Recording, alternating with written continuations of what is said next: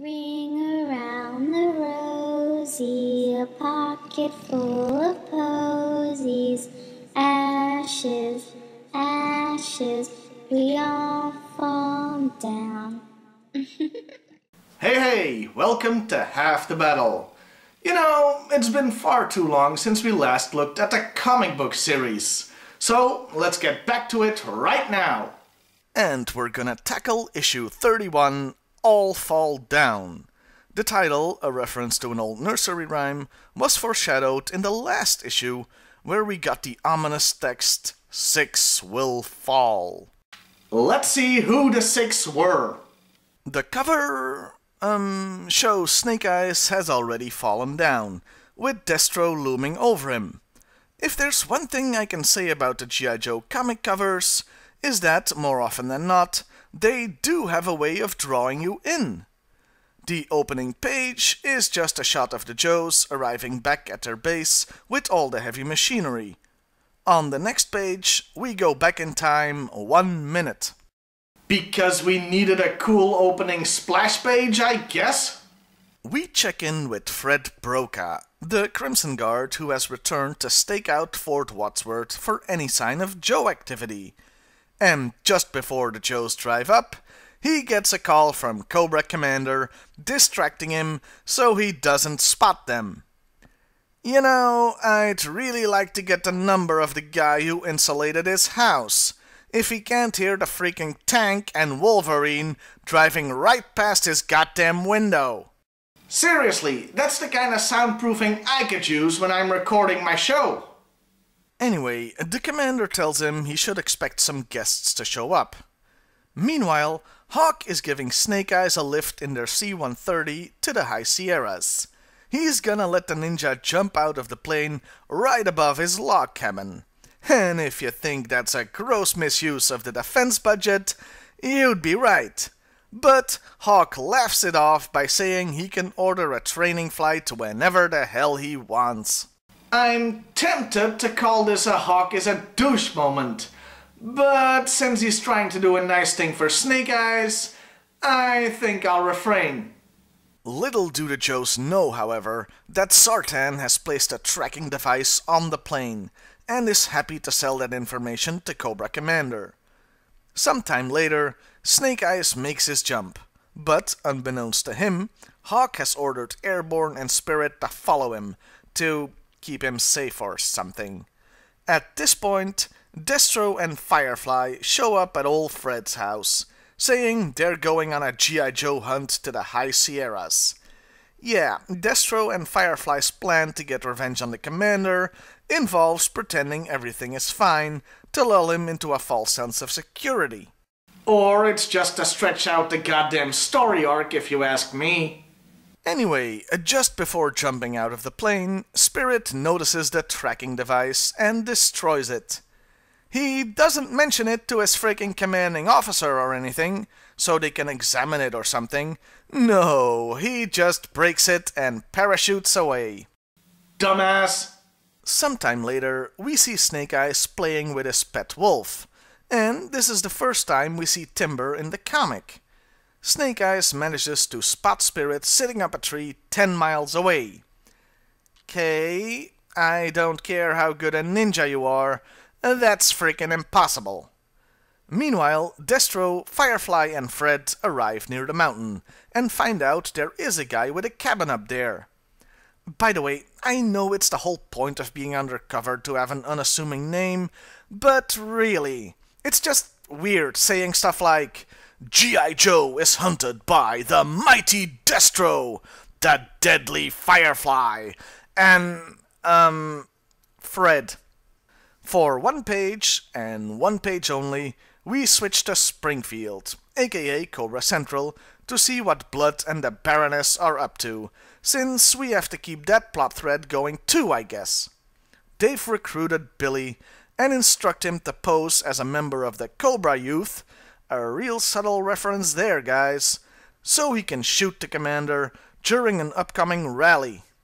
With that, we're back at the cabin in the woods. Look, it was either that or an Evil Dead reference. Team Fred has arrived and are greeted by Snake Eyes. who, for no adequately explained reason, has changed back into his uniform from his civilian clothes.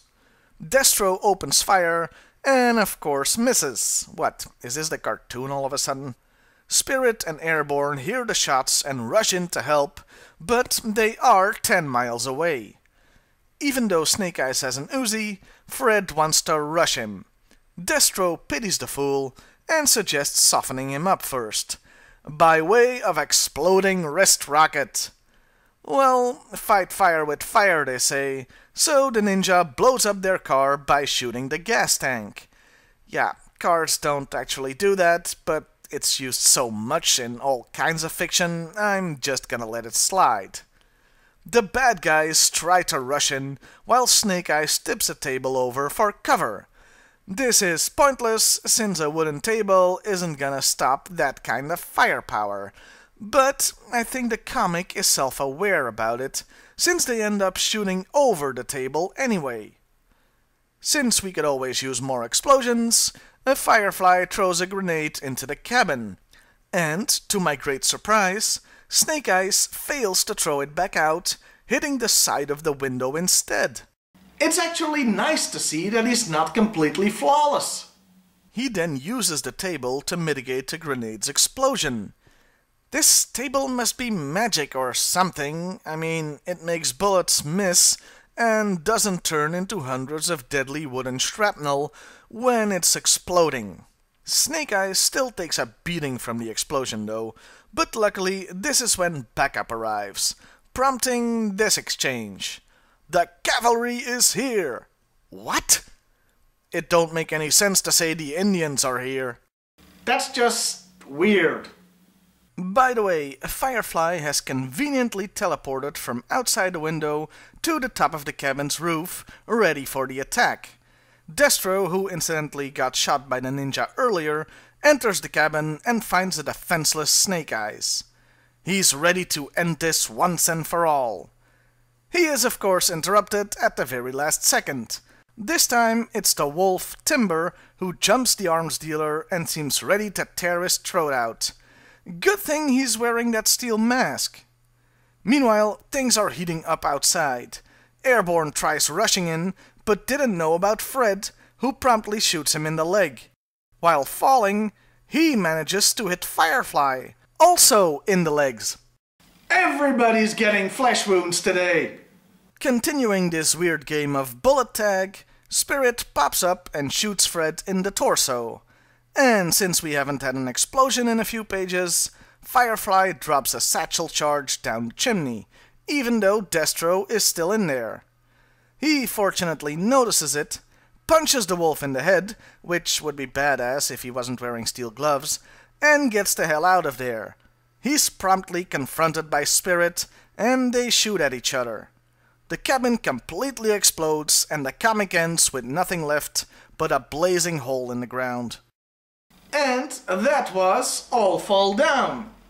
You know, you can't say that the title didn't deliver.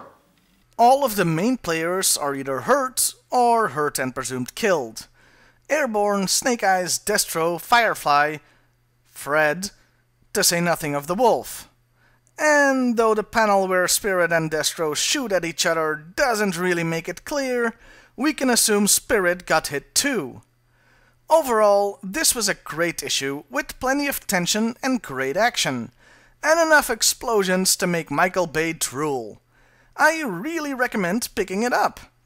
Even if we all know Snake Eyes isn't gonna end up dying from being completely blown up. At this point, I could start a counting gag, what with all the times that he's been presumed dead in the comic. Since I'm reading an actual first run of the comic this time, not a trade paperback, I'll briefly talk about two other things. Firstly, these comics had ads in them, of course, and one of them really caught my eye. Because it's some hilarious trolling on Marvel's part. It's an ad for the Marvel Secret Wars action figures line, made by Mattel. A toy company you may notice isn't Hasbro, but is in fact a direct competitor. That's right, in a comic book whose primary reason for existence is selling Hasbro toys, they had the balls to put in an advertisement for a rival line of action figures. I can only applaud this level of dickishness. Bravo, sir! Bravo! Secondly, I've never talked about the letters page. Mostly because, to be honest, I've never really read them as part of doing review research. And you know, I really should have, because honestly, I could just copy-paste a few of these letters into my script instead of writing the damn thing myself. Remember when I complained that Firefly and Wild Weasel did nothing but get captured a bunch of times when they were introduced? Yeah, in this issue, not one but two readers made the same point. And something else on the letter page, they actually answer readers' questions. Whenever I try to contact Hasbro, I get some BS about a court order and me not being allowed within 3,000 miles of Rhode Island.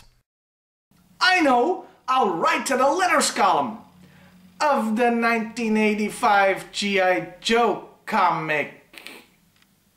You know what? I've got this. I'll ask about why the covers so often lie and not depict what actually happens in the comic. Dear, yeah, that's good.